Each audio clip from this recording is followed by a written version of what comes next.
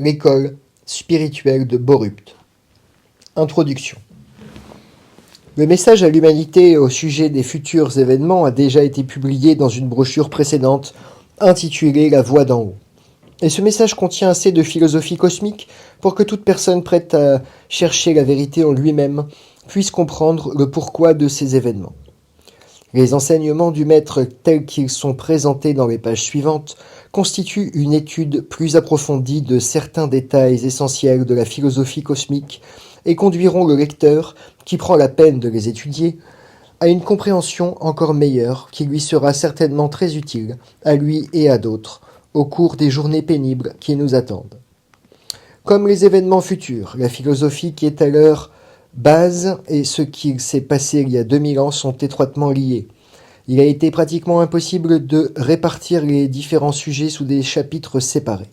C'est pourquoi les pages qui suivent doivent plutôt être considérées comme une collection des discours du maître au cours desquels il tente de rattacher la philosophie cosmique à des points de vue et à un raisonnement humain. Les titres ne doivent donc être considérés que comme une indication du sujet principal du chapitre en question. Première partie. Il y a 2000 ans, j'ai dit, la fin des temps est proche, et cette génération ne passera pas avant que ces choses n'arrivent. Il faut comprendre cela à la lumière du principe de la réincarnation. C'est ce que j'ai enseigné ici à Borupt en expliquant que très peu des gens ont réussi à se libérer de leur réincarnation, c'est-à-dire des liens avec lesquels ils se sont enchaînés eux-mêmes au point de vue spirituel. J'ai dit qu'en enchaînant quelqu'un, vous vous enchaînez vous-même. Et en forçant quelqu'un, vous vous forcez vous-même. Tous les actes que vous avez commis rejailliront sur vous, infailliblement. La race humaine se trouve maintenant près d'être libérée de son karma. Quand je dis la race humaine, je veux dire ceux qui ont acquis une maturité mentale suffisante pour leur assurer la mutation spirituelle dont je vous ai parlé. Lorsque je disais que la fin des temps était proche, il fallait le comprendre du point de vue cosmique. Aujourd'hui, tel que nous la voyons, la fin des temps n'est pas proche, elle est déjà là. Et pour ceux qui n'ont pas su profiter de l'école de la vie dans laquelle ils étaient placés, elle est consommée. J'ai établi un centre à Borupt et d'autres centres partout dans le monde. Ceux qui ont le désir d'écouter et d'étudier le message que j'apporte à l'humanité aujourd'hui peuvent le demander et ils recevront toute information. Beaucoup douteront et peu croiront, mais je vous le dis, ce n'est ni le doute ni le savoir que nous demandons, mais c'est de la foi que nous avons besoin.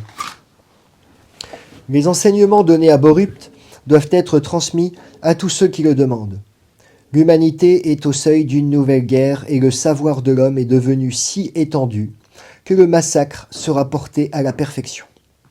Si une main secourable n'était tendue à l'humanité, spirituellement et physiquement, tous les humains, oui, tous les êtres vivants sur la terre seraient perdus. J'ai dit que rien de ce qui a été créé ne serait jamais perdu. Donc vous pouvez vous demander si, par la dernière phrase, je me contredis. Ce n'est pas le cas. Car si je dis « serait perdu », je fais allusion à la perte de la nouvelle vie qui va maintenant être établie sur terre. C'est cette vie-là qui sera donnée à tous ceux qui écoutent notre message et nous suivent avec des cœurs purs. Tous les autres seront enlevés pour continuer leur vie ailleurs, sur d'autres planètes, qui n'appartiennent pas à cette galaxie, mais se trouvent en dehors d'elle. J'ai enseigné que du point de vue spirituel, la Terre est le maillon le plus faible de galaxie à laquelle elle appartient. Et que, quand le maillon faible monte d'un degré sur l'échelle spirituelle, la conscience de la galaxie tout entière monte d'un degré. C'est ce qui est sur le point de se produire. C'est ce qui vous attend. C'est la seconde venue du Christ. Ici à Borupt, j'ai enseigné que l'humanité recevra une aide de l'espace, une aide directe et matérielle. Et au Danemark, il y aura un contact permanent entre les hommes de la Terre et les habitants d'autres planètes. J'ai dit que chacun doit suivre le chemin qui, pour lui ou elle, représente la vérité, et qu'il ne faut influencer personne, même si on est sûr d'avoir raison. L'école établie à Borupt est une école spirituelle pour le bien de l'humanité. Tout le monde peut s'y adresser. Ceux qui ont suivi ces enseignements sont maintenant eux-mêmes des enseignants. Je leur ai demandé de répandre les enseignements, car ils ont compris leur importance spirituelle et sont capables de transmettre la connaissance des lois universelles, des lois hiérarchiques, que nous leur avons données. Mais chacun doit nous suivre de son plein gré. L'homme est placé si haut sur l'échelle de la vie qu'il a son libre arbitre. Et j'insiste qu'il faut souligner ce fait en repentant notre message, en répandant notre message.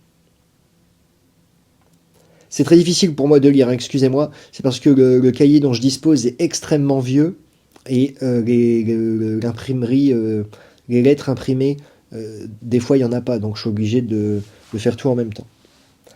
Ce qui va arriver. Ici à Borupt est une école spirituelle a été établie afin que les hommes puissent comprendre le déroulement des événements qu'ils auront à subir.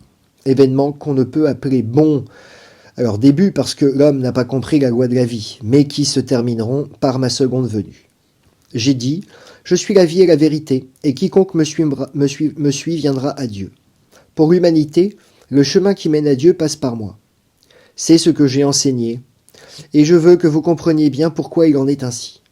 Ceux qui m'ont cherché, ceux qui ont essayé de comprendre la vie en écoutant ce que je leur ai dit, se sont approchés de Dieu. Maintenant, je vais venir moi-même à l'humanité, en personne, et avec les phalanges célestes, comme il a été prédit.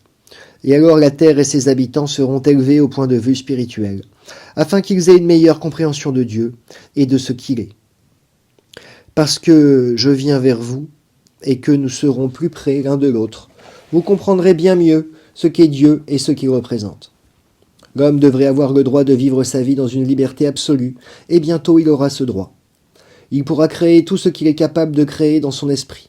Car tout ce qu'on est capable de créer dans son esprit, tôt ou tard, on le créera dans la pratique. Rien de ce que l'esprit humain peut imaginer est impossible à créer. Tout ce que l'esprit peut créer peut être créé en réalité. C'est toujours la force de la pensée qui est la véritable force créatrice. Puisqu'il en est ainsi, vous pourrez facilement comprendre que d'autres, qui sont bien plus avancés que l'humanité, qui ont suivi un cours de vie plus long que celui de l'humanité terrestre, aient réussi à créer une science qui est de très loin en avance sur la vôtre. Je vous ai parlé aussi de la loi hiérarchique, dont vous avez maintenant une connaissance suffisante. Les plantes ont leur hiérarchie, les animaux la leur, les hommes également, etc. La loi hiérarchique s'étend très loin dans l'univers à des êtres intelligents bien au-delà du niveau de l'homme terrestre. La conscience de la Terre va maintenant s'élever, et avec elle, la galaxie tout entière. C'est pourquoi des millions de planètes sont prêtes à vous aider. Beaucoup d'entre elles viendront directement pour aider la Terre dans les malheurs que l'homme s'est attiré lui-même.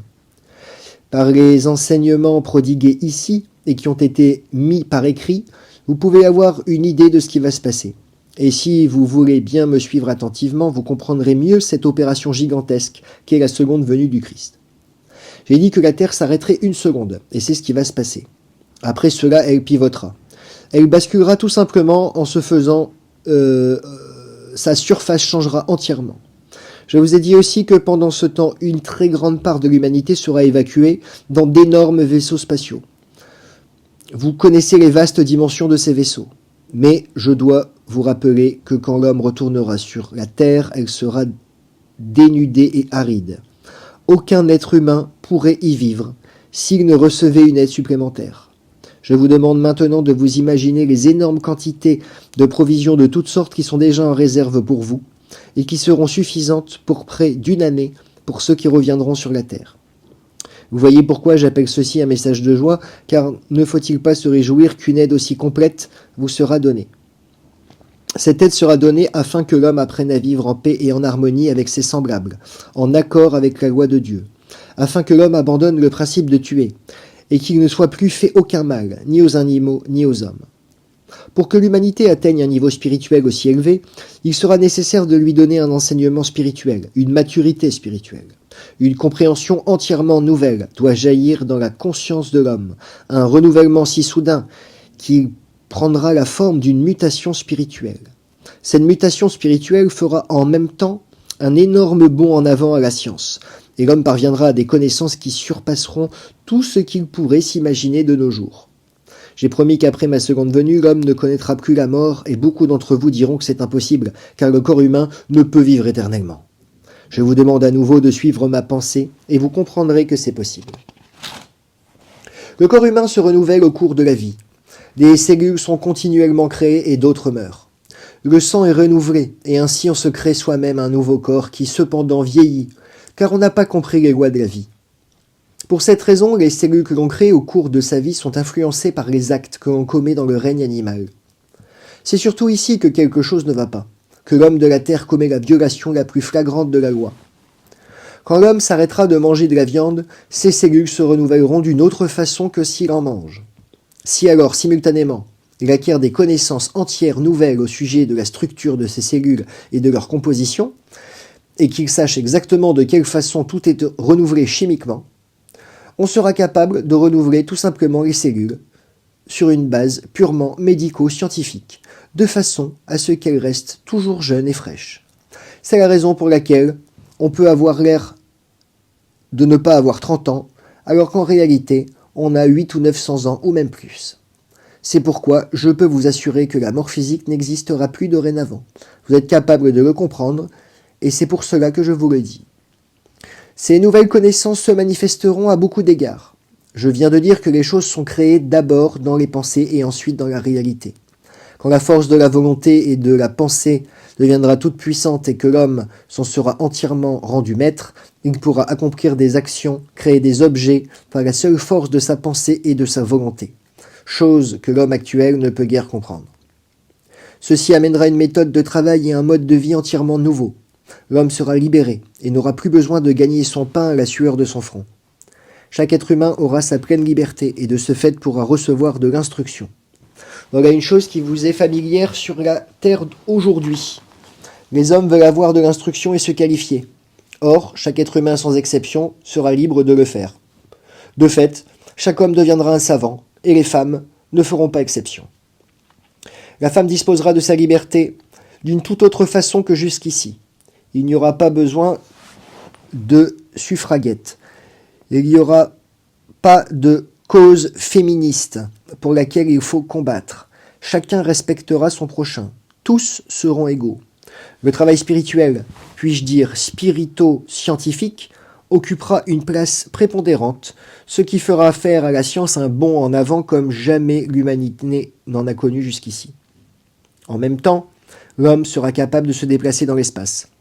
Il pourra y pénétrer très très loin, car il sera admis dans l'entière galaxie à laquelle il appartient.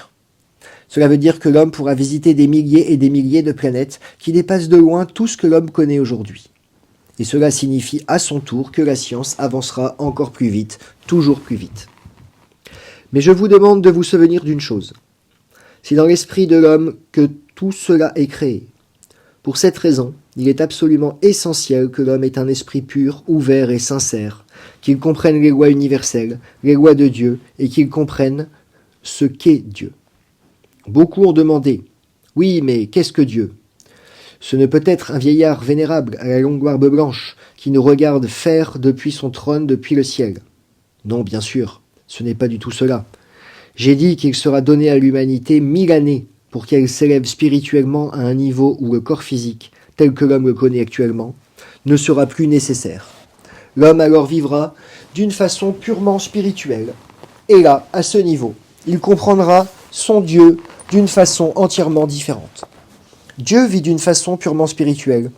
Dieu est puissance. Dieu est puissance de vie. Dieu est la source de la vie. Dieu est la source de l'univers entier. Sans Dieu, il n'y a pas de vie. Dieu est en tout et en chacun. Cela, je l'ai déjà expliqué, et telle est la vérité.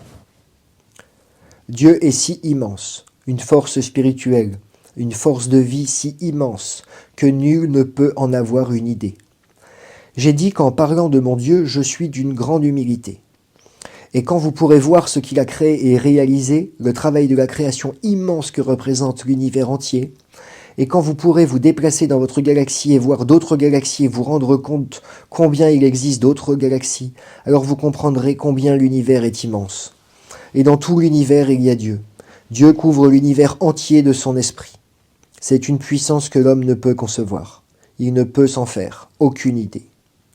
Mais quand je viendrai sur la terre et que nous serons plus près l'un de l'autre, et que vous comprendrez mes paroles et vivrez en harmonie avec la loi, alors vous serez beaucoup plus près de Dieu que maintenant, et vous atteindrez à une vie éternelle de bonheur que l'homme n'a jamais osé espérer. Il en a parlé, mais dans le fond de son cœur, il ne l'a jamais cru possible. Quand l'homme parlait de la vie éternelle, il le faisait dans le sens d'une vie éternelle après la mort. L'homme n'a pas compris que la vie est éternelle, d'un bout de l'éternité à l'autre, un gigantesque processus de recréation. À partir des minéraux, en passant par les végétaux, aux animaux, à l'homme, une existence purement spirituelle, dans un cycle de création sans fin. La vie se développe avec une rapidité fantastique, et l'expansion de l'univers se fait à la même vitesse incroyable. Tout cela se tient, tout est lié à Dieu, bientôt l'humanité le comprendra. Les premiers enseignements seront donnés à l'homme dans l'espace, dans l'intervalle entre le basculement de la Terre et le retour de l'homme sur la Terre. L'annonce de cette aide apportée à l'homme constitue un message de joie que l'homme est capable de comprendre. Je vous ai dit que, conformément à la loi de Dieu, le plus fort est toujours le plus faible. Ainsi, une aide sera donnée à un maillon faible de cette galaxie, et vous-même vous vivrez dorénavant en accord avec cette loi, et vous aiderez à votre tour ceux qui sont en dessous de vous. En comprenant et en suivant la loi, vous en apprécierez toute la valeur, et vous verrez la planète Terre acquérir une conscience toute nouvelle. Même votre végétation sera plus belle. Les animaux vivront en paix et en harmonie, changés par la seule force de votre conscience, renouvelée. Voilà ce que représente la seconde venue du Christ. Quand je marchais sur la terre, j'ai appris à l'homme une prière très simple et très belle, une prière adressée à Dieu, faisant appel à Dieu, en demandant que le règne de Dieu vienne sur la terre. Depuis, nombreux sont ceux qui ont prié ainsi et l'Église y a contribué d'une façon qui nous plaît infiniment. Vous pourriez demander, pourquoi alors j'ai critiqué l'Église ? Je l'ai critiquée parce qu'elle n'a pas été le garant spirituel qu'elle aurait dû être. Elle est devenue matérialiste. Elle s'est attachée aux choses de ce monde. Elle a fait appel davantage aux rois, aux empereurs et à la politique qu'à moi. Mais, de tout temps, il y a eu dans l'Église des hommes d'une grande élévation d'âme, qui furent les garants spirituels grâce auxquels notre message a été transmis à l'humanité, par l'Église à travers les siècles, sans jamais être perdu. Cependant, ce n'est pas à l'Église en tant que telle que nous devons cela, mais à certaines personnes qui appartenaient à l'Église. La prière que j'ai enseignée à l'humanité a souvent été dite « Que ton règne vienne ». C'est le règne de Dieu, c'est l'Esprit de Dieu venant maintenant sur la terre. C'est Dieu qui m'envoie, ne vous y trompez pas. Je vous ai dit quelle était ma position. Je suis le garant spirituel devant Dieu pour cette galaxie. Mais c'est Dieu qui est mon guide dans cette opération appelée seconde venue du Christ qui est maintenant imminente. C'est la prière, que ton règne vienne, qui va être exaucée. Ceci est un message d'amour pour l'humanité. Dieu est amour et Dieu est miséricorde. Dieu est le Tout-Puissant. Il est celui qui guide tout et chacun. Dieu est la source de la vie. Rien ne peut vivre sans Dieu, et c'est pourquoi il ne nous serait pas possible d'agir vis-à-vis de la terre comme nous allons le faire, sans que ce soit la volonté absolue de Dieu. Le baptême a été introduit comme un rite symbolisant la purification de l'esprit. C'est l'eau qui servait de purificateur spirituel.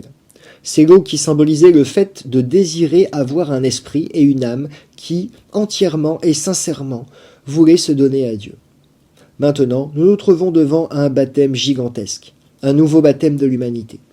Ce baptême vous donnera accès à un degré de la hiérarchie que l'homme n'a jamais pu atteindre jusqu'ici. Ce baptême ne demande pas d'eau, mais du feu. C'est le feu qui servira d'élément purificateur. Le feu descendra sur la terre. La terre sera purifiée dans le feu. Mais celui qui entend la voix et qui obéit,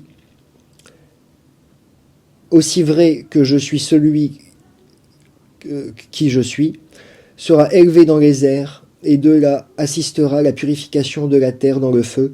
Après cela, il redescendra sur terre et continuera sa vie dans un esprit nouveau, avec un nouveau savoir et une nouvelle compréhension, en communion journalière avec nous et avec moi, et par conséquent avec Dieu. En vérité, c'est le royaume de Dieu qui descendra sur la terre. En regardant autour de vous, dans la nature que vous voyez, une infinité de formes de vie manifestées sur cette terre. Chaque forme de vie représente une partie de Dieu. Tout ce que vous voyez a été créé par lui, par sa puissance et par son esprit. Lorsque Dieu désire qu'une vie passe d'une forme à une autre, cela se fait subitement, par un immense bouleversement. L'homme a vu de tels bouleversements et s'en est étonné. Il n'a pas pu les expliquer ni comprendre de quelle façon ils arrivent. On les a appelés des mutations, et ils consistent en un brusque saut en avant sur l'échelle de la vie, sur le chemin de la vie qui mène vers Dieu, vers une compréhension totale de Dieu, une étroite communion avec lui, et vers une vie menée dans l'Esprit de Dieu, manifestée à travers sa loi, la véritable fraternité de tous les êtres. C'est une telle mutation que l'humanité va maintenant subir, une mutation spirituelle. Ceux qui occupent le degré de l'échelle au-dessus de vous viendront vous aider à comprendre la valeur de la loi de Dieu. Les hommes ont connu la loi de Dieu depuis des millénaires. D'abord dans la loi de Moïse, ensuite dans les écrits des 4 évangélistes. Oui, tout est là. Et quand l'homme finira par la comprendre et par se rendre compte de sa signification, quand il essaiera de s'y confronter entièrement et de tout son cœur dans sa vie de tous les jours, alors il subira cette mutation spirituelle et cela se fera rapidement. Ceux qui subiront cette mutation spirituelle reviendront sur terre avec une compréhension et un savoir entièrement nouveaux, et notre aide leur sera apportée directement, afin que la terre redevienne fertile et soit de nouveau capable de produire tout ce qui est nécessaire à l'homme. L'Esprit de Dieu sera sur tout et sur chacun.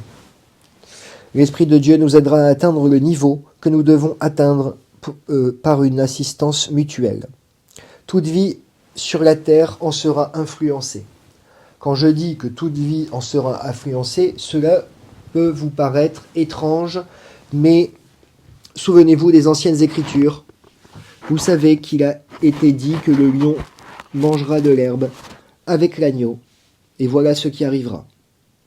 Cela vous fera comprendre ce qui se passe quand une planète s'élève d'1 degré, et que la compréhension devient parfaite. L'homme vivra d'une manière si parfaite que par son influence, tout ce qui l'entoure vivra en paix et en harmonie. Il n'y aura plus de tuerie, on ne fera plus jamais de mal aux animaux. Tout sera paix et harmonie. La compréhension spirituelle ne sera pas encore tout à fait parfaite, mais assez élevée pour que la vie devienne un véritable paradis en comparaison avec maintenant. Comprenez-le bien, car c'est ainsi que ce sera. On a parlé de perdition, mais je vous le répète, rien de ce qui a été créé ne sera perdu. La seule perte sera l'impossibilité pour certains d'atteindre cette fois le niveau d'une grande partie que l'humanité va atteindre. Mais cela est tout différent. J'ai expliqué qu'une purification spirituelle va avoir lieu sur la terre, et celui qui ne remplit pas les conditions de la loi sera perdu pour la terre. Cela est tout à fait clair, mais il ou elle ne sera certainement pas perdu pour Dieu. Il n'est pas possible d'être perdu pour Dieu. Dieu est toujours avec chaque être humain, comme avec tout autre être vivant. La vie continue universellement. Elle continue éternellement. Seulement, elle continue ailleurs et au niveau adapté à l'homme ou à la femme en question, au point de vue hiérarchique. C'est-à-dire que ceux qui sont maintenant perdus le sont dans ce sens qu'ils continueront de vivre en accord avec leur mode de vie terrestre actuel, et à un autre endroit. Cependant, attendez de voir ce que sera la vie quand ma venue sera une réalité, et vous verrez que c'est une perte quand même. Imaginez que vous vous trouviez avec un ami sur le 4e degré d'une échelle et que votre ami monte soudain d'1 degré et que vous restez sur le 4e. Alors bien sûr, vous êtes resté en arrière comparé à lui, bien que vous soyez toujours là. Il ne s'agit pas ici d'un petit pas en avant, mais d'un développement restreint. Depuis des milliers d'années, la maturité spirituelle de l'homme s'est développée d'une façon restreinte. Et il n'a atteint qu'une maturité spirituellement restreinte.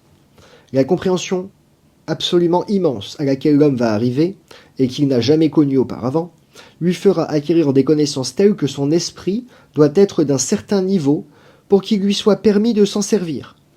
Je n'ai qu'à vous rappeler où en est l'homme aujourd'hui. Sa science est si avancée qu'il n'a pas la maturité spirituelle pour la contrôler.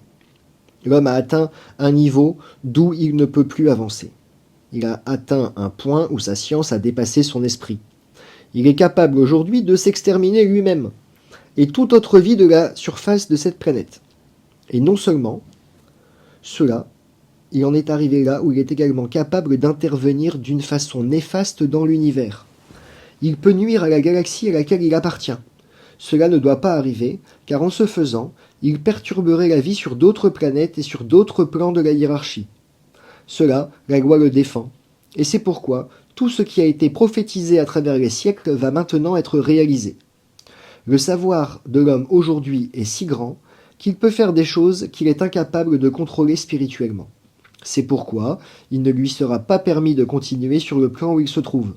Il devra être élevé spirituellement afin de pouvoir conserver les connaissances qu'il a déjà, sans parler de celles qu'il va acquérir dans le futur. C'est aussi simple que cela, et c'est ainsi. Ceci est un message de joie. Une nouvelle naissance de l'esprit de l'homme. Il concerne non des milliers d'hommes ni des centaines de milliers, mais des millions, qui seront élevés d'un degré et auront une vie nouvelle, entièrement différente. Une vie qui sera le bonheur parfait, et où l'on sera reconnaissant de vivre. Mais comme vous le savez, ce n'est pas toujours le cas sur la Terre de nos jours. Mais désormais, chaque être humain sera reconnaissant de vivre. Il sera conscient de ce que la vie représente et par qui elle est donnée, et s'y conformera de son plein gré et avec joie. Beaucoup d'entre vous ont entendu parler de Vénus. Sur Vénus, les habitants ont une conscience supérieure à celle de la Terre. Quand je parle de la conscience de la Terre et de celle de Vénus, il faut le comprendre ainsi. En prenant la conscience moyenne représentée par la vie sur Terre, vous avez la conscience de la Terre. Celle de Vénus lui est supérieure. C'est-à-dire que la population comprend et suit la loi. Cela amène une toute autre forme de vie. Entre autres, cela veut dire qu'ils ont la permission de faire des voyages dans l'espace. L'homme terrestre n'a pas ce droit et il n'ira pas.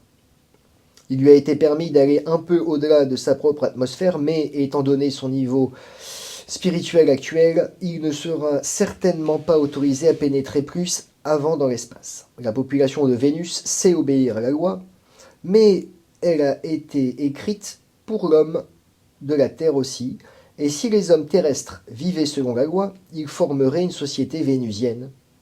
Cependant, vous n'avez qu'à lire votre Bible. Là, il est écrit comment il faut vivre. Tout a été écrit. Ce qui va arriver maintenant est l'accomplissement de la loi. Je l'ai déjà dit, l'homme ne contrôle pas spirituellement les connaissances qu'il a acquises. Il est allé si loin qu'il ne peut pas continuer sur le chemin sur lequel il s'est engagé et survivre. Mais puisqu'il a son libre arbitre, il lui a été permis d'aller jusque-là, et pour la même raison, il pourra aller jusqu'à l'extrême limite. Il lui sera permis de réaliser tout ce qu'il a créé dans son ignorance, de tourner la haine contre lui et d'être frappé par cette haine dont il s'est entouré de tous les côtés. Il en résultera les fléaux les plus terribles pour l'humanité et une guerre atomique générale accompagnée de souffrances indicibles. Comme la loi interdit toute ingérence dans les affaires d'autrui, nous n'interviendrons pas. Mais une aide sera donnée à l'humanité, d'abord parce que l'homme lui-même a demandé cette aide, et parce que de nombreuses personnes ont consenti à l'accepter, car elle ne sera donnée qu'à ceux qui auront consenti de leur plein gré. Lorsque le désespoir sera à son comble, nous viendrons de l'espace d'une façon que l'humanité sera capable de le comprendre. Les gens nous verront, nous entendront, et pourront nous toucher. Nous agirons comme l'éclair, d'une seconde à l'autre. Nous évacuerons en masse ceux qui sont restés sur la Terre en les accueillant dans de gigantesques vaisseaux spatiaux qui ont été construits spécialement à cet effet.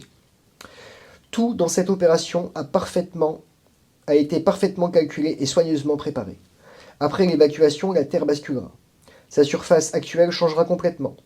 Les hommes ne reconnaîtront pas leur Terre. Ils devront fabriquer de nouveaux globes terrestres. Le basculement lui-même ne durera qu'une seconde. Il sera rapide comme l'éclair. Quand ce sera passé, l'atmosphère pourra être débarrassée des impuretés que l'humanité y avait apportées.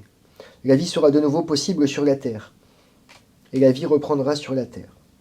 Bientôt, les plantes repousseront, les animaux et les oiseaux réapparaîtront, et une autre aide importante sera donnée à l'humanité pour la reconstruction de leur terre. En 6 mois, la plus grande partie en sera reconstruite d'une façon permettant à l'homme de reprendre sa vie, mais une vie toute nouvelle. En même temps, l'homme sera admis aux voyages spatiaux. Il apprendra à faire des choses qu'il n'a jamais su faire. Et il recevra du monde extérieur des choses dont il soupçonne aujourd'hui à peine l'existence. En revenant des vaisseaux spatiaux, les gens s'établiront là où ils le veulent. L'endroit n'a pas d'importance. De toute façon, le lieu auquel on était habitué, là où vous vivez maintenant, sera à ce moment-là situé tout à fait différemment au point de vue longitude-latitude. Ce n'est pas l'endroit particulier qui est essentiel, c'est l'esprit représenté par l'habitant individuel qui est d'une importance vitale. Quelques précisions sur les soucoupes volantes. À vous tous qui avez suivi jusqu'ici cette école, je voudrais dire, je suis extrêmement heureux quand les gens s'intéressent à ce travail, quand ils cherchent et examinent en essayant de comprendre ma personnalité, mon esprit et tout ce que je représente. En ce qui concerne la situation dans laquelle nous travaillons, nous nous trouvons et l'opération en cours, je peux vous donner quelques informations supplémentaires. Comme vous le savez, on a parlé et écrit beaucoup au sujet des soucoupes volantes, comme vous les appelez, et les autorités et le public sur Terre attachent une importance grandissante à ce phénomène. On ne sait pas exactement ce qu'elles sont, ce que l'on sait cependant, c'est qu'elles sont dirigées par une force intelligente et qu'elles doivent venir de très loin dans l'espace. Cela rend les gens nerveux et incertains. Puisqu'ils vivent toujours avec le principe de tuer, ils restent attachés également au principe de défense. Je vous fais remarquer à ce sujet que la défense en elle-même est basée sur le principe de tuer. J'ai moi-même donné un exemple jadis absolument contraire. Je ne me suis pas défendu du tout, d'aucune façon, et j'ai tendu l'autre joue. Cependant, comme l'homme se tient toujours au principe de tuer, il sera aussi le plus souvent enclin à chercher à se défendre contre ce qu'il voit. Il a peur quand il se trouve en face de l'inconnu, et il est prêt à se défendre. Pour cette raison, nous avons donné, dans différents pays du monde, quelques petites démonstrations de nos capacités, afin de faire comprendre aux hommes d'État qu'il était inutile de tenter de construire quelque forme de défense que ce soit contre nous. Cela est impossible. Ici encore, nous nous trouvons en face de la loi, et cela nous amuse plutôt. Quand nous n'avons aucune intention d'attaquer, l'homme ne peut nous opposer une défense. Mais, étant de beaucoup supérieur au point de vue technique, nous sommes capables à tout moment de maîtriser les connaissances physiques de l'homme et de faire subir aux engins commandés par lui le sort qui nous convient. Par exemple, si c'est nécessaire pour les besoins de notre cause, nous pouvons accélérer un moteur jusqu'à le faire brûler ou au contraire l'arrêter sans l'endommager. Vous vous souvenez de certains événements qui ont eu lieu en Amérique et dont on a beaucoup parlé. Le gouvernement américain est tout à fait conscient du fait que c'était nous qui étions à l'œuvre, c'est pourquoi ils nous prennent très au sérieux. J'ai fait allusion à certaines pannes d'électricité et à des sabotages de nature diverse. Nous avons entre autres mis complètement hors d'usage une base de fusées. Il n'y a pas beaucoup de gens au courant de ces choses car on ne parle pas de tels incidents. Ils sont top secret militaires. Il reste qu'un missile ne peut être envoyé dans l'espace si cela ne nous convient pas. Nous avons donné quelques démonstrations de nos possibilités, mais ne croyez pas que cela s'est passé seulement en Amérique. La même chose a eu lieu en Chine et dans l'Union soviétique. Tout cela fait partie de la méthode que nous suivons et que nous devons suivre. Nous avons montré de quoi nous sommes capables, l'humanité doit avoir sa chance, et elle l'a eu, de modifier son comportement et d'abandonner le principe de tuer, c'est-à-dire que l'homme de son plein gré peut renoncer à la guerre. Nos efforts ont été vains et n'arrivent à rien, nous le savions d'avance. En effet, nous n'avons pas été capables d'arrêter le principe de tuer. Mais nos démonstrations ont été utiles à un autre égard. Elles ont fait réfléchir beaucoup de gens et leurs pensées ont suivi une nouvelle direction et les ont fait faire des suppositions au sujet de la nature des forces à l'œuvre ici. Ils sont arrivés à la conclusion que l'homme est loin d'être aussi intelligent qu'il a été enclin à le croire et que d'autres êtres intelligents existent à un niveau bien supérieur au sien. De cette façon, le cheminement de leurs pensées les conduit à d'autres formes de vie, à des êtres intelligents supérieurs, la conception du Christ et de Dieu. Il reste qu'à l'égard de notre but principal, nos efforts ont été vains, et nous le savions d'avance. Cependant, la loi doit être observée à la lettre, et elle l'a été jusqu'ici, et le sera tout au long de cette opération. En ce qui concerne les soucoupes volantes, elles nous amusent d'observer les réactions des gens, de noter leurs commentaires et leurs observations à notre sujet. Parfois, nous sourions un peu, en passant au-dessus de la terre ou de l'océan, quand nous voyons les gens nous apercevoir brusquement. Certains d'entre nous ne peuvent s'empêcher de vous taquiner un peu de temps en temps. C'est pourquoi vous avez toutes ces observations étranges. Nous utilisons des alliages d'une qualité très particulière. Car si nous employions l'acier tel que vous le connaissez, le métal ne résisterait pas. Nos alliages sont de nature à pouvoir supporter des passages répétés d'une chaleur extrême à un refroidissement ultra rapide, sans subir de dommages. Je vous ai dit que nous sommes une dualité. Nous sommes aussi bien matériels que spirituels, et que nous sommes capables de nous manifester des deux manières. C'est difficile à expliquer aux hommes, mais puisque je vous dis que nous sommes des entités parfaitement matérielles, rien ne vous empêche de le faire savoir autour de vous. Il va sans dire que nous n'abordons jamais quelqu'un avec nos vaisseaux sans l'avoir un peu préparé. Tous les habitants de la Terre qui ont eu des contacts avec nous avaient été préparés longtemps d'avance. Même alors, nous n'avons le droit que de contacter nos propres gens. Je vous l'ai déjà dit. Par exemple, nous n'aurions pu contacter un Adamski s'il avait été un terrien ordinaire. Adamski vivait bien sur Terre comme n'importe quel humain, mais s'il n'était pas au même titre que mais il n'y était pas au même titre que les autres hommes. Il s'était incarné volontairement. Notez ici une chose importante, amusante, un dicton que l'on emploie souvent à propos de quelqu'un. Il était trop bon pour ce monde. Si les gens savaient combien cela peut être juste, dans de nombreux cas, ils seraient étonnés. Au sujet d'Adamski, je peux dire qu'il est un de mes amis personnels et que notre amitié est toujours excellente, même maintenant. Nous sommes très proches l'un de l'autre. Adamski fut utilisé par nous sur Terre comme un instrument. Nous le considérions comme l'un des nôtres, même quand il était ici. Son message à l'humanité est d'une portée et d'une signification immense. Il est vrai que le Vatican a été informé, mais non seulement le Vatican. Si vous croyez que les services secrets russes ne sont pas au courant, vous vous trompez lourdement. Il va sans dire qu'ils ont lu le livre d'Adamski et qu'ils ont même envoyé quelqu'un pour le contacter.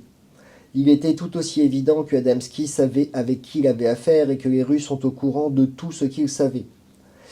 Adamski a beaucoup écrit au sujet des soucoupes volantes et il savait beaucoup de choses. Il a reçu une certaine prescience de l'avenir.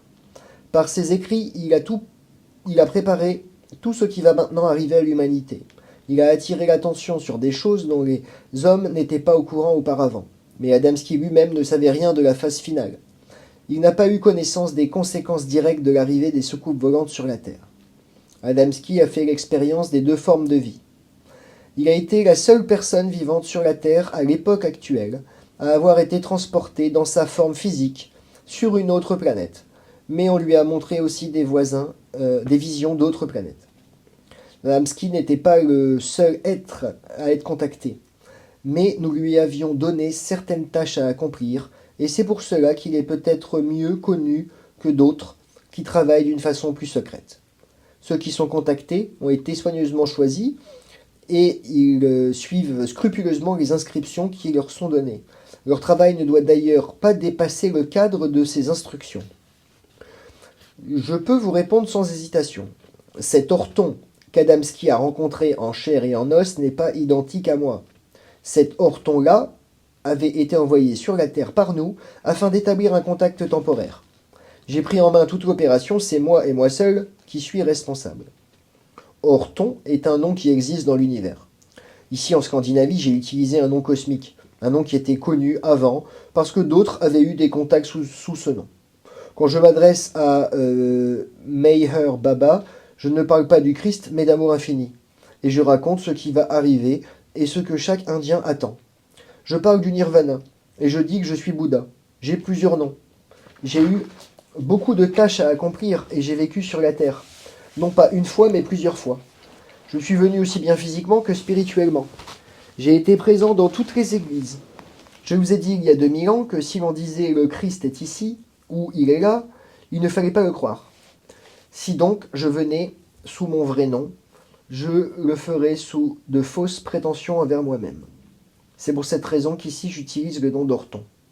Ce n'est que quand mon jour viendra que j'utiliserai mon nom véritable. Karma et libre arbitre. Désormais, l'homme devra abandonner le mode de vie qu'il a eu depuis des milliers d'années. Jusqu'ici, il a vécu selon le principe de la destruction, le principe de tuer, et je vous dis que, quand l'homme a mangé le fruit défendu de l'arbre de vie, quand il a commencé à tuer les animaux, il a en même temps entrepris de se tuer lui-même. Tuer l'un amène à tuer l'autre. L'acte de tuer engendre l'acte de tuer, car vos actes reviennent toujours à leur point d'origine, exactement comme vos pensées et vos paroles. C'est ainsi. Et non seulement pour les pensées et les paroles prononcées, mais aussi pour le fait de tuer, et pour toute autre action, qu'elle soit bonne ou mauvaise. Quand vous agirez d'après le principe de ne faire que ce qui est bien, sans tuer aucune forme de vie, quelle qu'elle soit, alors vous abandonnerez le principe de tuer, et vous-même ne serez pas tué, car la loi de karma ne pourra vous atteindre. De toute façon, il est mal de porter les armes contre ses semblables. C'est une violation de la loi, et cela ne peut être toléré. Vous pouvez me dire, mais sur Terre il existe certaines lois, et si je n'y obéis pas, je devrais payer. Je vous dis, vous devrez payer de toute façon, car dans une guerre, on fait des choses qu'il ne faut pas faire. Mais je vous ai dit aussi que si un soldat est tué en ce moment, et si du point de vue hiérarchie il est qualifié pour subir une mutation, il sera aidé selon le principe de la grâce et il pourra se réincarner sur la nouvelle Terre. On a parlé de maillon, de chaînon et de la chaîne universelle, le lien universel. Et en effet, ce nom n'a pas été choisi au hasard. Un maillon est lié au suivant, et tout est étroitement lié ensemble, d'un bout de l'univers à l'autre, planète après planète et galaxie après galaxie. Et à travers tout cela, d'un maillon à l'autre, nous tissons un fil rouge représentant la puissance divine qui est dans tout. Prenons un sculme maillon et ce fil rouge qui mène à son centre. On peut le considérer comme le nerf principal. De ce centre, de minuscules fils rouges partent en tous sens vers les plus petits points à l'intérieur du maillon. Ainsi, vous voyez comment Dieu est relié à tout. C'est ainsi. Et je vous assure que c'est une œuvre de génie. Mais en fait, à l'intérieur de votre corps, c'est à peu près de la même façon que tout fonctionne. Ainsi, vous comprendrez comment l'homme fut créé à l'image de Dieu. Mais nous pouvons développer cette métaphore encore un peu plus. Je viens de vous donner l'idée d'un système nerveux de la divinité. Pensez maintenant à votre propre système nerveux, mais enfoncez une épingle dans votre doigt. C'est enregistré immédiatement par le nerf principal, la moelle épinière jusqu'au cerveau, et de retour, pour ainsi dire, car c'est dans votre doigt que vous sentirez la douleur. Maintenant, vous comprenez le principe qui est à la base de tout cela. Et voyez-vous à présent le fonctionnement de la loi. Quand quelqu'un fait quelque chose, c'est enregistré immédiatement par Dieu. Mais effectivement et immanquablement, cet acte parcourt tout le système et revient à son point de départ. Je vous le dis, il est enregistré et localisé aussi exactement que lorsque vous enfoncez une épingle dans un doigt. Et jamais vous ne doutez de quel doigt il s'agit. De la même façon, Dieu n'a jamais aucun doute au sujet des actes d'un homme, ni de quel homme il s'agit. C'est pourquoi je vous dis, contrôlez vos doigts et ne poussez ni ne maltraitez personne, car vous vous brûlerez les doigts. Un homme est aussi un feu, mais cela d'une autre façon. Voici comment j'avais l'habitude d'enseigner ceux qui me suivaient, d'une façon simple, au moyen de paraboles facilement compréhensibles. Et les choses simples sont très souvent les plus difficiles à expliquer. De longues explications scientifiques avec des équations plein le tableau noir ne sont comprises qu'à moitié et ne nous mènent à rien.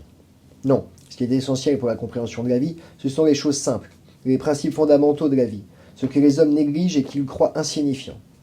Mais laissez-moi aller encore un peu plus loin avec notre parabole, car je vous l'ai dit, ce ne sont pas seulement vos doigts qu'il faut contrôler. Le principe est exactement le même pour chaque parole que vous prononcez. Aussi vrai que je suis vivant et que je suis celui que je vous ai dit être. La parole est vivante. Comprenez cela comme suit. Quand vous prononcez une parole, c'est en réalité votre conscience qui dit cette parole. Et votre conscience est parfaitement vibrante. Cette conscience émet une impulsion qui vient frapper une autre conscience qui en est influencée. Vous voyez la conformité ? Surveillez vos paroles, pesez-les. Pesez-les sur une balance en or. Quand on aime vraiment ses semblables, on ne leur fait pas de mal, sous aucun prétexte. On ne leur adresse ni pensée malveillante, ni parole malveillante. Dans toutes circonstances, on agit envers eux avec amour et confiance. Quand chaque individu sera capable de vivre selon ce principe, toutes les autres choses suivront. Et alors, enfin, la justice régnera sur la terre. Il n'y aura plus d'injustice, plus de violence, plus de tuerie. C'est tellement simple. C'est une nouvelle naissance que va connaître une grande partie de l'humanité. Et c'est pourquoi ceci est bien un message de joie, même si une autre importante partie de l'humanité est transférée sur d'autres planètes pour y continuer sa vie. Mais il faut comprendre et vous habituer à l'idée que chaque être vivant est absolument indépendant, que chaque vie est absolument indépendante individuellement. Et cela est vrai pour l'homme en particulier. Dans la hiérarchie, l'homme est placé bien au-dessus de l'animal. L'homme a une intelligence que l'animal n'a pas. Et il a son libre arbitre dont vous ne trouvez pas l'équivalent dans le règne animal. Cependant, Dieu dirige tout et rien n'est laissé au hasard. D'autre part, Dieu impose certaines tâches et certains devoirs à l'intelligence quand elle est assez avancée pour que l'être soit conscient de lui-même. Alors il doit chercher et venir à Dieu de par son libre arbitre. Les animaux sont davantage soumis à ce que vous appelez l'instinct. Cependant, ce n'est pas seulement l'instinct, c'est quelque chose d'autre. Mais ce n'est pas mon propos d'aujourd'hui. Du point de vue de la hiérarchie, la différence entre l'homme d'aujourd'hui et celui de demain sera aussi grande que celle entre l'homme et l'animal actuellement. Cela vous fera apprécier l'importance de l'avancement de l'homme sur l'échelle hiérarchique. C'est un pas de géant que l'humanité est sur le point de faire. Mais je vous le dis, si l'homme avait vécu selon les paroles de Dieu de son plein gré, ma seconde venue n'eût pas été nécessaire. L'homme a son libre arbitre. Souvenez-vous-en tout au long de cette opération. Ainsi, il sera plus facile de supporter la suite des événements à venir. Il vous sera plus facile de comprendre et d'accepter le fait que d'aucuns devront être séparés alors que d'autres feront le chemin ensemble. Une fois que vous aurez compris le cycle de la vie, vous verrez la question de la vie et de la mort d'une toute autre façon, et vous comprendrez cette opération, et le fait que la graduation spirituelle qui l'accompagne est absolument nécessaire pour que l'homme monte d'un degré sur l'échelle hiérarchique. On ne peut arriver au niveau que vous allez atteindre maintenant sans avoir les qualités d'âme requises, car les connaissances qui vont être confiées à l'homme sont si immenses que les pires catastrophes pourraient arriver si vous n'étiez pas capable de vivre ensemble en paix et en harmonie, vous respectant les uns et les autres comme des créatures de Dieu, comme des individus absolument indépendants, absolument libres, et en respectant le mode de vie de chacun. Je vous ai dit que l'homme est placé si haut dans la hiérarchie qu'il a été créé à l'image de Dieu. Pour recevoir le libre arbitre, il faut avoir atteint le niveau humain. Ce n'est que là que la conscience est assez élevée pour qu'on comprenne la loi de cause à effet en liaison avec ses propres actions dans la vie. C'est pourquoi la loi de la réincarnation veut que tout acte revienne à son point de départ. Car de cette façon, la grande leçon de la vie est apprise automatiquement. On acquiert de l'expérience par ses erreurs. Cependant, je vous ai appris aussi qu'on peut parfois se libérer de son karma au cours d'une seule vie, mais ceux qui ont été capables de le faire sont extrêmement rares. Afin de se libérer de son karma, il faut, de par son libre arbitre, accomplir une étude spirituelle assez complète pour arriver à une compréhension totale de la vie et de la loi de la vie. En même temps, il faut réparer les actions des vies passées par lesquelles on a contrevenu à la loi. La ligne de démarcation entre le libre arbitre et les effets de la loi du karma est pratiquement invisible. C'est pourquoi rares sont ceux qui l'ont trouvée et qui ont pu la franchir. Cependant, je vous ai appris aussi que si vous avez votre libre arbitre, j'ai le mien, et nous verrons alors qui a la volonté la plus forte. J'ai certaines possibilités de guider un homme ou un groupe de personnes à condition qu'ils soient prêts, de leur plein gré, à se laisser guider et diriger. Nous pouvons donner des intuitions, soit directement, soit à d'autres, créant par là certaines situations pour ceux qui doivent être guidés. Mais il doit toujours rester un libre choix pour chacun, un libre choix entre deux alternatives. Que l'on veuille l'une ou l'autre chose, c'est de cette façon que je peux apprendre la loi de la vie aux hommes, et pour les faire avancer sur le chemin de la vie, à condition qu'ils consentent de leur plein gré à vivre selon la loi et non contre la loi. Dieu est miséricorde. Dieu est amour. Et je vous ai appris qu'il a placé l'homme dans l'école de la vie pour qu'il apprenne à suivre et à obéir à la loi et à la volonté de Dieu, de son plein gré. Quand quelqu'un commet un acte dont il est conscient qui constitue une violation de la loi, c'est une affaire grave et son action se retournera contre lui. bien plus que s'il ne savait pas qu'elle était mauvaise. Cependant, si après avoir commis une action, vous vous rendez compte qu'elle a dû aller à l'encontre de la loi, ayant fait du mal à un autre être vivant, qu'il appartienne au règne végétal, animal ou humain, alors c'est tout autre chose. Dès que vous avez pleinement conscience du mal que vous avez fait, que vous le regrettez de tout votre cœur en vous promettant de ne jamais recommencer, alors le but même de la leçon a été atteint. Dieu est miséricordieux et omniscient, et il est plus magnanime que l'on croit généralement. Au sujet de la situation où l'homme se trouve aujourd'hui, j'ai dit que si quelqu'un de son plein gré, véritablement et pleinement, accepte et reconnaît le nom et l'existence de Dieu, cela suffit.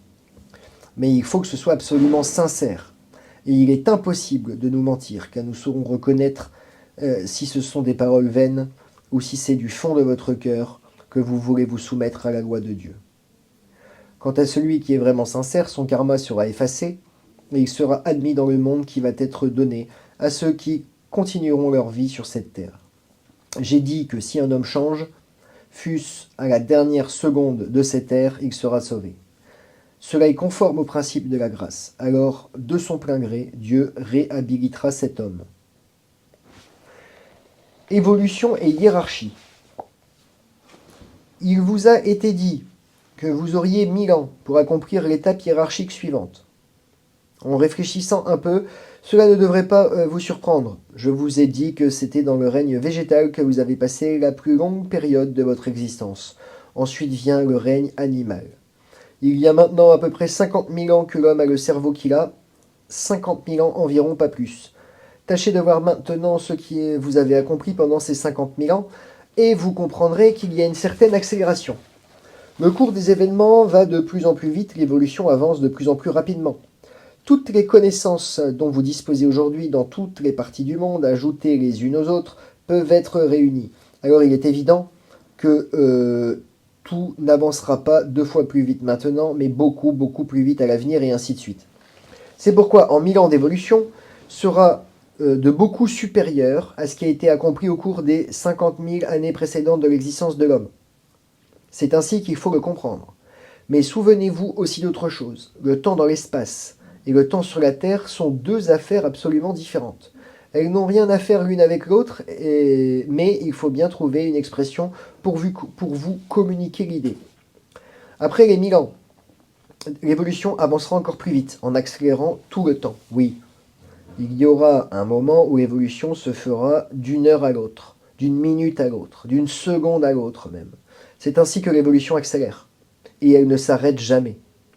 Mais naturellement, il faut comprendre cela au sens figuré. J'ai employé l'expression évolution de mutation. Et il ne faut pourtant pas comprendre ce qui précède dans ce sens qu'une mutation aura lieu à chaque heure ou à chaque seconde, cela est clair. Il faut le prendre comme une métaphore. Ce qui va maintenant se passer est un bond en avant vraiment important. Et la mutation que l'homme va subir est celle qui ouvre la voie aux échelons les plus élevés de la hiérarchie. Le passage de l'animal à l'homme est un saut difficile, très difficile à faire. Il n'est pas tout à fait aussi dur de faire le pas du niveau humain au niveau suivant. Je l'admets. Mais tout de même, c'est un grand saut que vous allez faire maintenant. Plus tard, les sauts seront de plus en plus petits, mais plus fréquents. Et cela ne finira jamais. Les végétaux ont une hiérarchie à eux, les animaux la leur et l'homme à la sienne. Le changement de votre compréhension, de vos habitudes et de tout votre mode de vie sera si radical qu'il constitue une mutation spirituelle complète. Et vous aurez 1000 ans d'évolution pour vous amener au stade suivant, où la vie est purement spirituelle. Alors vous en serez au niveau où la vie est vraiment digne d'être vécue, et où l'évolution avance très vite. C'est en effet comme une réaction en chaîne. Plus on va, plus on accélère. Essayez de considérer l'âge de l'univers. Alors vous comprendrez qu'il y a déjà des milliers et des milliers d'années d'autres êtres humains ont atteint le stade où vous serez dans 1000 ans. Et vous pourrez vous imaginer où doit être maintenant leur évolution, puisqu'elle accélère sans cesse. Je vous ai dit que l'expansion de la vie et l'expression de l'univers se font avec une rapidité vertigineuse. Et il en est de même pour la vie spirituelle. Je peux encore soulever pour vous un autre coin du voile. Je vous ai dit que je suis le chef ou le seigneur de cette galaxie. Et je vous ai dit également que nous avons une galaxie à nous, où nous vivons, nous qui sommes seigneurs d'une galaxie.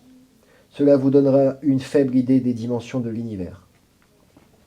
Une fois que nous atteignons ce stade, il n'y a pas de différence du point de vue hiérarchique.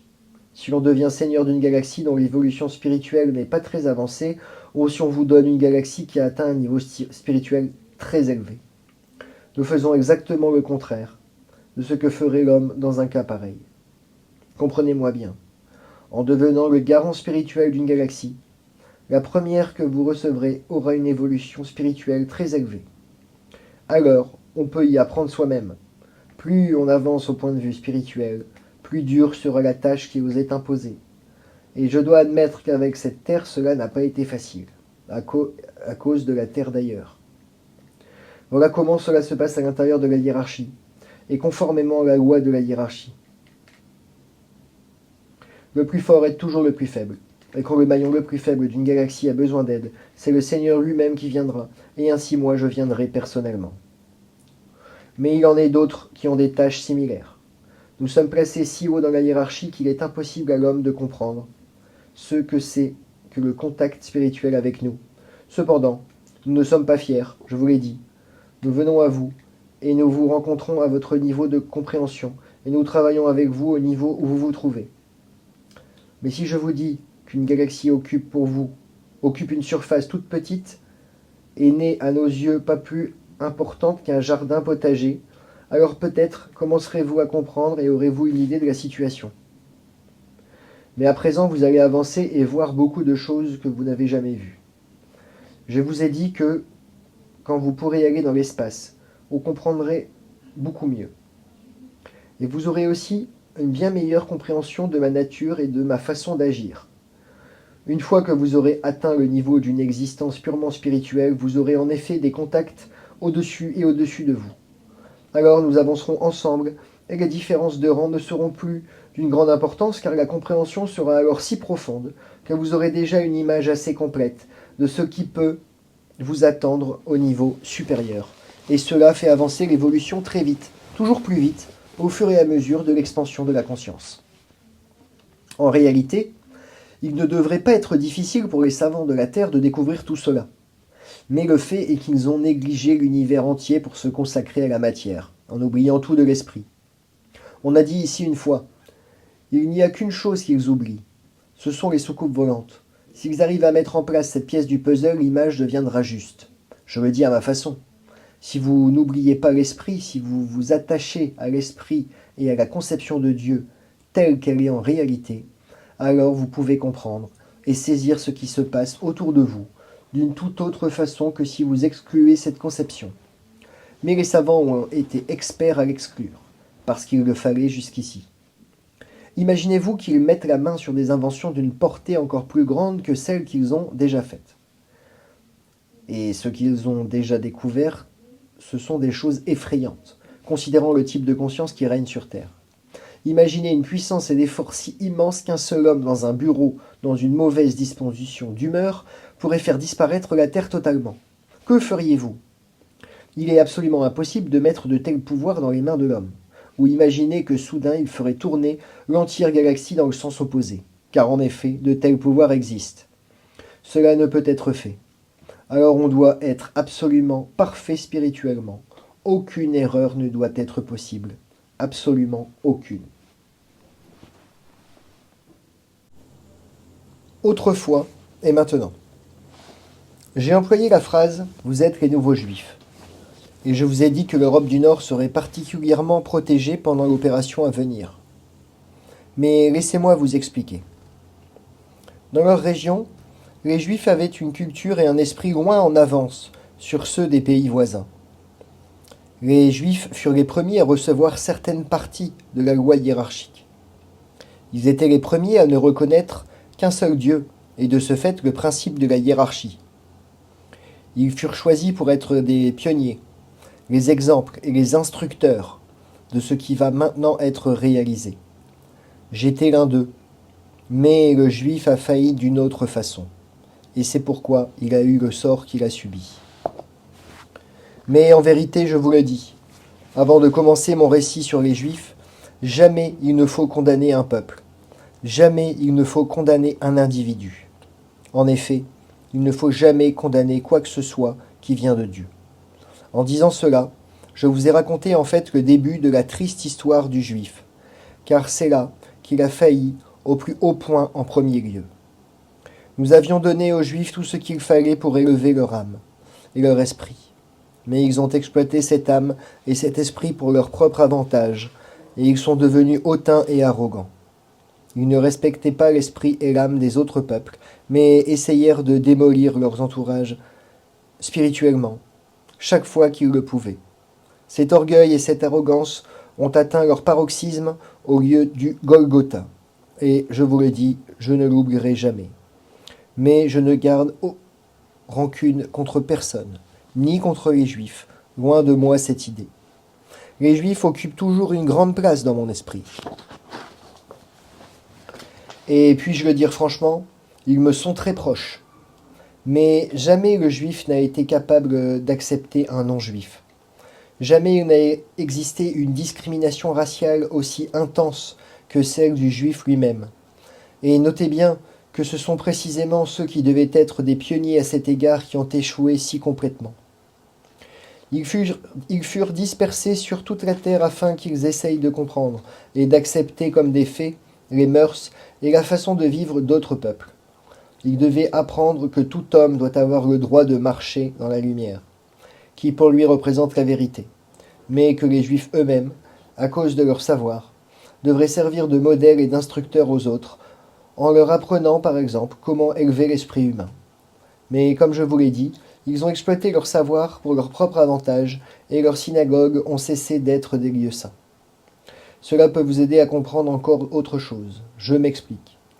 Il y a sur Terre 2 régions où il n'existe pas de discrimination raciale. L'une, c'est le Portugal, et l'autre, l'Europe du Nord. C'est pour cette raison, parmi d'autres, que ces 2 régions ont été choisies spécialement en vue de cette opération. Ma mère est venue au Portugal, et moi, je suis venu dans le Nord. Bouddha et Christ sont une seule et même personne. Je me suis d'abord incarné comme Bouddha pour donner mon message au peuple de l'Orient. Ensuite, comme juif, afin de le transmettre au monde occidental. D'ailleurs, en y regardant de près, vous trouverez une concordance parfaite entre le bouddhisme et le christianisme.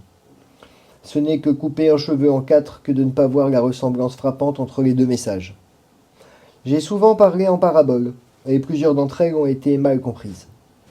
On pense que souvent, si un homme est riche, il doit y avoir quelque chose de mal à cela. Ce n'est pas toujours le cas. Si l'homme riche s'est enrichi au-delà de son voisin,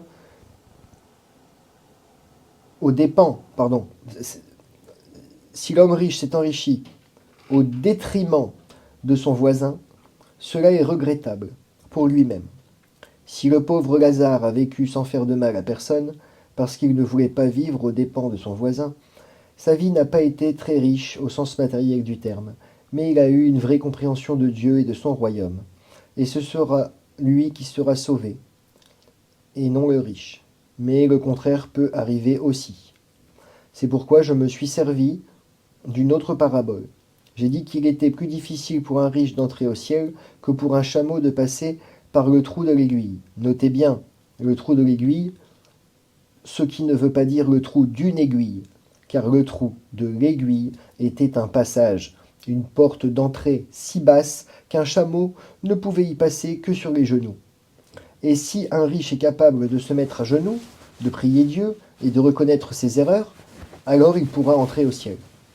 Mais aussi, il est plus difficile pour lui de se mettre à genoux que pour le chameau, car ce dernier a le chamelier pour le forcer à s'agenouiller. L'Antichrist, c'est beaucoup de choses, mais par-dessus tout, cela signifie ceux qui n'ont pas d'amour dans le cœur. Cependant, je pense que la parabole qui illustre le mieux la situation dans laquelle l'homme se trouve aujourd'hui, c'est celle de l'homme qui croyait avoir tout amassé, mais être assez riche pour pouvoir s'arrêter et jouir en toute tranquillité du reste de ses jours. Et alors on lui dit qu'il allait mourir la nuit. L'homme d'aujourd'hui a amassé toutes les richesses, et dans son orgueil, il croit être le maître de tout et de tous. C'est pourquoi il devra mourir cette nuit, dans son immense erreur. L'homme sur terre n'a pas été capable de vivre selon la loi de Dieu, de manifester la loi de Dieu dans sa vie de tous les jours. mais nombreux sont ceux qui ont essayé, par des efforts sincères, de changer cet état de fait, chez eux-mêmes. Et celui qui cherche à s'améliorer lui-même aura un résultat, car celui qui cherche trouvera, et celui qui frappe, on lui ouvrira la porte. Mais très peu de gens sur Terre vont vraiment jusqu'au fond d'eux-mêmes. Beaucoup ont réfléchi, un peu superficiellement. Et même si leurs pensées n'ont pas été très profondes, ils sont arrivés à un certain résultat. C'est pourquoi il y a tant de gens sur Terre aujourd'hui dont les qualités sont si bonnes qu'elles peuvent constituer la base de quelque chose de plus grand. Et pour cette raison, environ un tiers de la population de la Terre est déjà qualifiée pour continuer sa vie ici. Pour les autres, l'offre tient toujours et ils auront la possibilité de changer leur façon d'agir et de penser jusqu'à la dernière minute. Je vous l'ai dit avant et je vous ai dit aussi que si seulement vous reconnaissez l'existence de Dieu, si vous acceptez seulement le nom de Dieu et l'existence d'une loi de Dieu et désirez sincèrement vous y conformer, alors l'aide viendra. Alors ce sera assez pour continuer la vie ici. Car alors la compréhension nécessaire vous viendra avec un peu d'assistance de notre part. Le péché originel ne peut pas exister et n'a jamais existé. L'héritage des iniquités doit être compris d'une toute autre façon. En effet, ce que j'ai dit jadis, c'est que les péchés des parents retomberont sur les enfants jusqu'à la 3e et la 4e génération. Et ne serait-il pas possible que cette 3e et 4e génération fussent les parents eux-mêmes qui se seraient réincarnés? En ce qui concerne le pain quotidien, si l'homme avait la volonté, la bonne volonté, il en aurait plus qu'assez pour tout le monde. Allez en Inde, là aussi les hommes prient pour avoir leur pain quotidien. Et il y aurait bien assez de pain quotidien pour les Indiens aussi si les richesses de la terre étaient récoltées et distribuées d'une façon juste et équitable. Mais ce n'est pas le cas et ce ne sera pas. Il existe un système monétaire créé par le désir de puissance, alors c'est sans espoir. Car cela leur coûterait de l'argent et l'argent c'est la puissance. Mais l'Indien prie toujours pour son pain quotidien. Et je vous le dis, il parle tout à fait sérieusement. C'est une prière qui vous est adressée, pour que vous le lui donniez. Vous êtes d'origine divine, et si vous agissez en accord avec ce fait, que vous êtes les enfants de Dieu, et donc tous frères et sœurs, et prêts à vous aider les uns les autres, alors tous auraient leur pain quotidien. Cela est certain. En effet, nous étions pleinement conscients de ce que nous faisions en enseignant cette prière à l'homme. Mais je l'ai aussi expliqué ici d'une autre façon. Si vous donnez et donnez toujours, vous-même recevrez au centuple. Quand vous devenez riche en esprit, vous verrez bientôt combien vous êtes riche en réalité, car alors vous serez riche sous tous les rapports. Mais si vous êtes pauvre en esprit, vous êtes vraiment pauvre, et alors vous créez de la pauvreté. La pauvreté engendre l'oppression engendre la réaction, et l'oppression et la réaction ensemble ont pour effet la guerre. C'est ainsi que les choses sont liées ensemble, et c'est pourquoi j'ai dit, cherchez d'abord le royaume de Dieu. Ce que j'ai dit au sujet des pauvres en esprit a été dit dans un tout autre contexte et une toute autre situation, et une époque où l'arrogance intellectuelle sévissait peut-être encore plus que maintenant. Je vous ai raconté l'histoire des Juifs. Ils sont devenus riches en esprit, mais ils ont gaspillé leur richesse. Beaucoup de gens se sont posé des questions au sujet de la prière.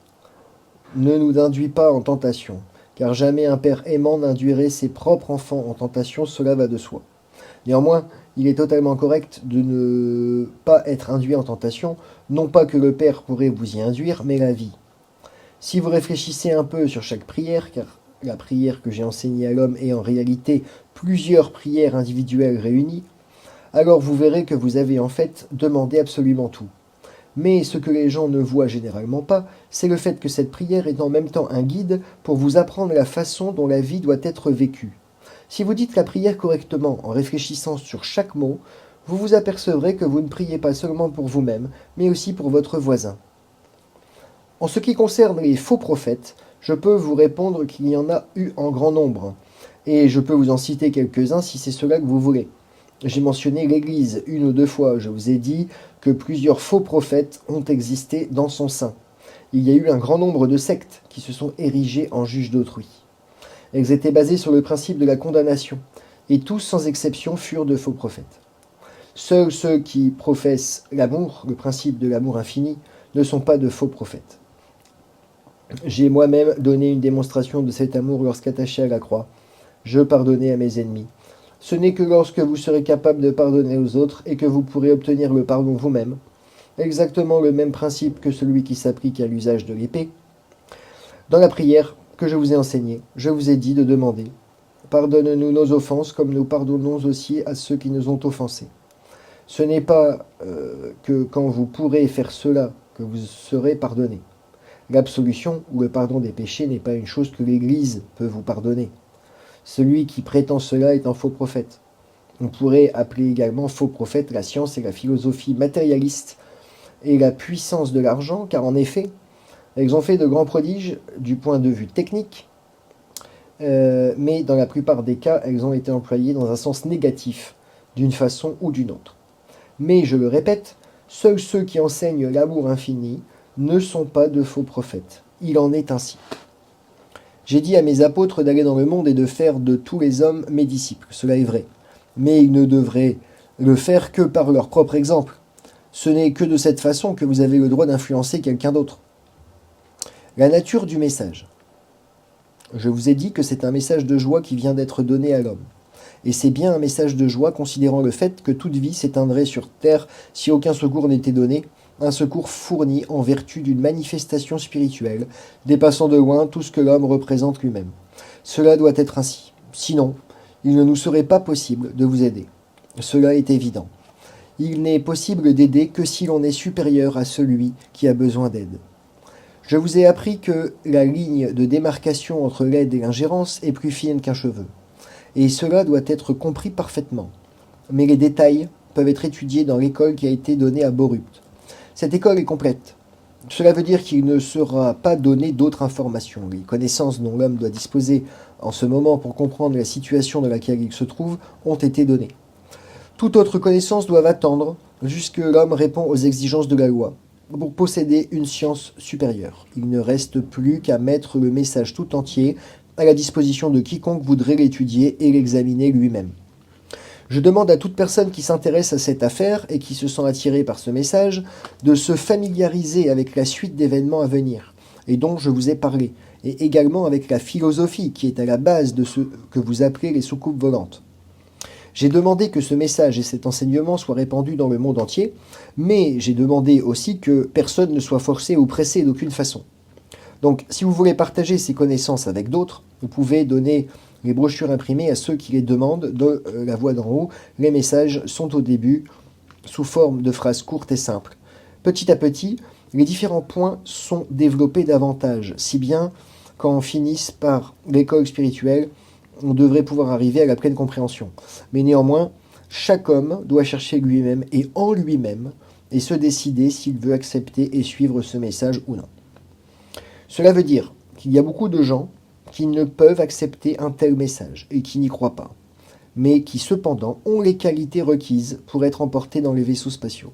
Cela est valable aussi pour un grand nombre d'entre eux qui n'ont jamais aucune chance d'entendre le message.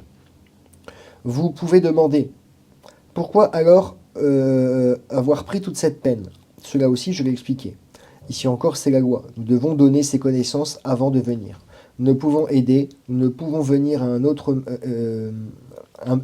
maillon, à un autre échelon de la hiérarchie, sans prévenir à l'avance de notre venue.